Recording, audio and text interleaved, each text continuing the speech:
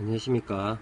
오늘은 확률 분포 마지막 시간, 연속 확률 분포의 대표 중 분포 중 하나인 정규 분포에 대해서 알아보도록 하겠습니다. 정규 분포는 영어로 Normal Distribution이라고 하는데, 이 정규 분포를 라플라스하고 가우스라는 사람이 이제 정립을 했다 그래서 가우스 분포라고 이야기하시는 선생님들도 많아요. 그래서 그 정규 분포가 어떤 건지 한번 봅시다. 자, 지난번에도 이야기했지만 분포는 뭐가 결정하냐면 확률이 결정해요. 분포는 어떤 확률들이 분포되어 있느냐에 따라서 분포가 결정되니까 그 확률을 나타내는 원동력, 즉 이산확률 변수일 때는 확률 질량함수가 뭐냐에 따라서 분포가 결정되고, 연속 확률 변수에서도 연속 확률 변수에서는 확률 밀도 함수가 뭐냐에 따라서 확률 분포가 결정된다라고 알 수 있습니다. 특히 확률 질량 함수가 엄청나게 많겠죠. 그 중에서 우리가 대표적으로 배우는 독립시행의 확률에서 독립시행의 확률을 확률 질량 함수로 가지는 분포를 이항분포라고 하고, 확률 밀도 함수에서 fx가 이런 식으로 루트 2파이 시그마 분의 1의 2에 마이너스 2 시그마 제곱 분의 x 마이너스 m의 제곱의 제곱승으로 되어 있는, 정말 복잡하죠. 가우스는 천재입니다. 그죠? 이렇게 확률 밀도 함수가 정의되어 있을 때 우리는 그 분포를 정규 분포라고 이야기를 합니다. 이때 적힌 m은 평균이고 시그마는 표준 편차고, 여기 적힌 e는 나중에 그 미적분 2에서 배울 무리수입니다. 우리가 배운 무리수가 루트 2, 파이 이런 게 있는데 하나 더 배워야 해요. 그 표기를 어떻게 할 거냐 하면은 이항분포처럼 확률 변수 x가 정규 분포를 따른다. 이렇게 요 n은 여기서 갖고 온 겁니다. 그래서 이때 그 구성 요소는 이항분포일 때는 n하고 p가 구성 요소였죠. 근데 정규 분포일 때는 평균과 분산이 구성 요소다. 즉 얘를 한번 그려봐야겠죠. 연속 확률 변수니까 어떤 구간에서 얘가 구간으로 둘러싸인 넓이가 바로 이제 그 확률이 되는데, 여기서 예를 들어 x에 3 집어넣고 4 집어넣는다 해가지고 3에서의 확률, 4에서의 확률이 아니라 그랬죠.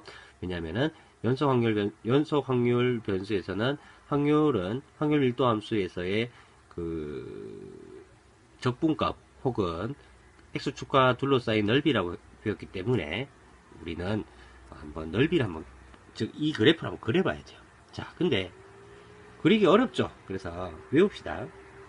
한번은 이제 수치를 한번 집어넣어 가지고 한번 해보시든지, 즉 시그마하고 m을 하나 고정시키고 상수로 고정시키고 x만 싹싹싹싹 바꿔가지고 한번 그래프 그려보면 요래 그려져요. 이렇게 종 모양으로. 그래서 가운데 대칭축이 m이고, 최대값이 요 xm을 대입해봐요. 여기 xm을 대입하면 지수가 0되죠. 지수가 0돼서 얘가 1이 돼버려요. 그래서 루트 2파이 시그마 분의 1이 나옵니다. 그래서 어떤 성질을 가지냐면은 직선 m에 대해서 선대칭입니다. 정근선은 x축이고요.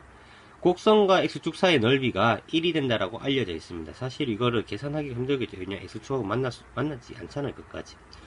그런데 이제 그렇게 우리가 정의를 했기 때문에 확률 밀도함수 성질에서 넓이는 1되고, 자, x가 m일 때 최대값은 이렇게 되고, 즉 결국에 최대값은 표준 편차에 반비례한다는 사실을 알 수가 있겠죠. 그 다음에 중요한 겁니다. 네 번째, 다섯 번째. 만약에 m이 일정해요. m이 일정하고 시그마가 점점 작게 해봤어요. 그러면은 점점 어떤 형태가 돼버리냐 한번 봅시다. m은 일정하게 만들었어요. m은 일정하게 만들었는데 시그마를 점점 작게 만들면은 이 분수는 점점 커지겠죠. 점점 커지는데 마이너스예요. 맞나요? 그러면 점점 작아지겠죠. 그래서 시그마가 선생님 뭐라고 했습니까? 시그마가 작아지면은, 네, 시그마가 다시 할게요. 선생님 죄송합니다. 자, 이제 시그마가 작아지면은 어떻게 될까요? m은 고정시킨다는 시그마가 작아지면은 요게 이제 커지게 되겠죠. 맞나요? 이 수가 점점 커지는데 마이너스잖아요. 맞나요? 그러면은 형태가 지금 어떻게 될까요? 여기 한번 봅시다.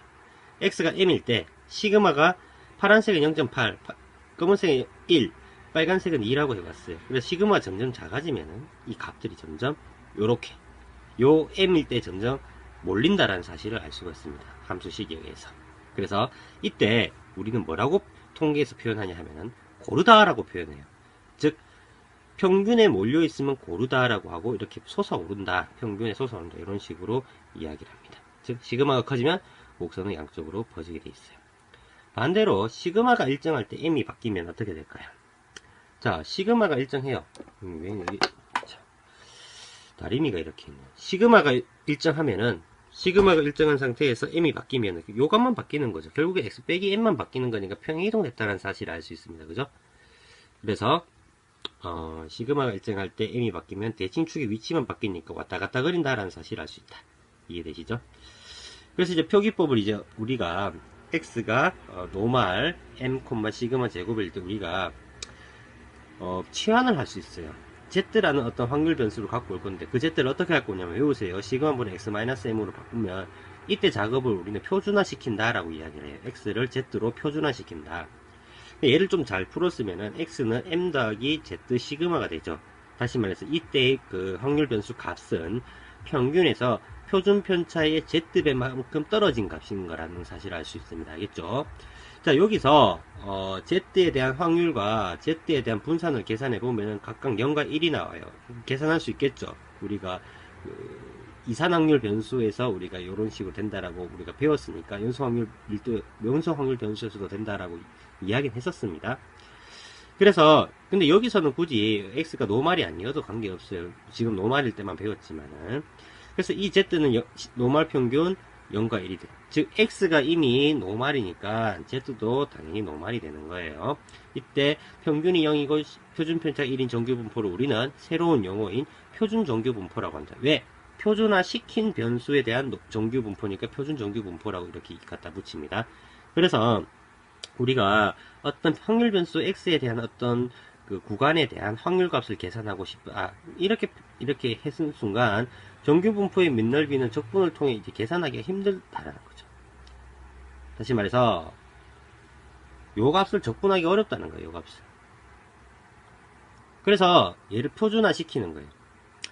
이거에 대한 적분을 해야만 계산이 가능한데, 즉 요 넓이를 이제 뭐 여기서 여기까지 이렇게 넓이를 계산하려면 적분을 해야 된다는 뜻인데 계산이 어렵다라는 거예요. 그래서 어떻게 할 거냐면은 얘를 표준화를 시키면은, 자, 죄송합니다. 오늘 또 선생님이 그걸 안 갖고 와서, 사과를 안 갖고 와서, x를 이렇게 z로 표준화 시키고, 즉, 먼저 m을 빼고, 그 다음에 시그마로 각각 나누면 이렇게 되겠죠. a가, b가. 맞나요? 그래서 결국에는 정규 분포의 밑넓이, 즉, 가로축이 x축인 정규 분포의 밑넓이는 적분을 통해 계산이 어렵지만, 표준 정규 분포로 고쳤을 때 밑넓이는 표준 정규 표에 의해서 이미 계산되어 있어요. 이거 수학자들이 다 계산해놨고 컴퓨터로 이미 다 계산해놨습니다. 그래서 우리는 어떤 그냥 확률 변수 x가 나왔을 때는 무조건 표준화 시켜서 z에 대한 확률을 계산해야 된다. 다시 말해서 표준화 시킨 표준 정규 분포의 확률을 계산해도 같다라는 뜻입니다. 알겠죠? 문제 풀어보면서 한번 해봅시다. 그 다음 지난 시간에 얘기했지만 이항분포하고 정규분포의 관계가 있죠. 어땠습니까? x가 이항분포를 따를 때 시행의 수를 엄청나게 많이 해버리면 보통 뭐 30 이상이라고 하는데, 그러면은 얘가 어디에 근사하냐 하면은, 즉 이산확률 변수가 연소확률 변수에 근사한다는 뜻입니다. 그럼 근사한다는 뜻이니까 결국엔 오차는 좀 있겠죠. 이렇게 이게 평균이고 분산 맞죠? 그래서 이거를 근사된다는 걸 발견한 사람은 프랑스의 수학자 드마브루입니다. 문제를 한번 봅시다. 문제 보고 한번 먼저 문제를 풀어보고 해설을 들으세요. 자, 2007년도 경찰대 문제입니다. 여론조사에서 찬성과 반대 의견이 거의 비슷한 어떤 한 건을 투표로 결정하려고 한다. 전체 유권자 10,000명 중에서 최소 A%가 찬성해야만 통과되는 것으로 정했을 때 이 안건이 통과될 확률이 0.0228 이하가 되기 위한 A 값을 구하라. 단 표준화 시켰을 때 확률이 0과 2에서의 확률이 0.477이다. 0.477하고 0.0228하고 뭔가 숫자가 0.5 되는 느낌이 들죠, 더하면은.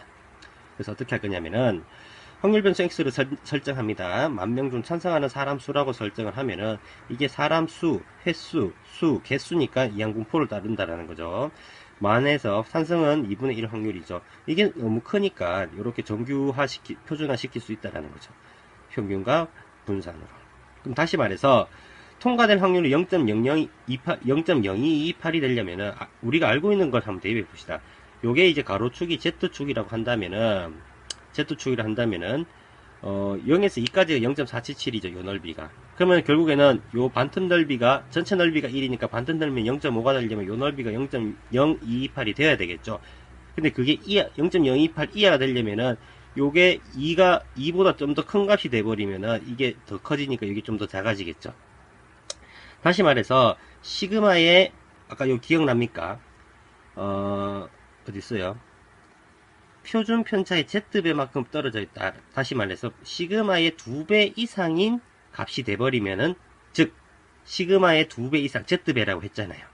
시그마의 2배 이상이 돼버리면은, 즉 5,000명 중에서 50 곱하기 2, 그래서 5,100명 이상이 돼버리면은 된다라는 거죠. 그래서 5,100명은 전체 1,000명에서 몇 프로입니까?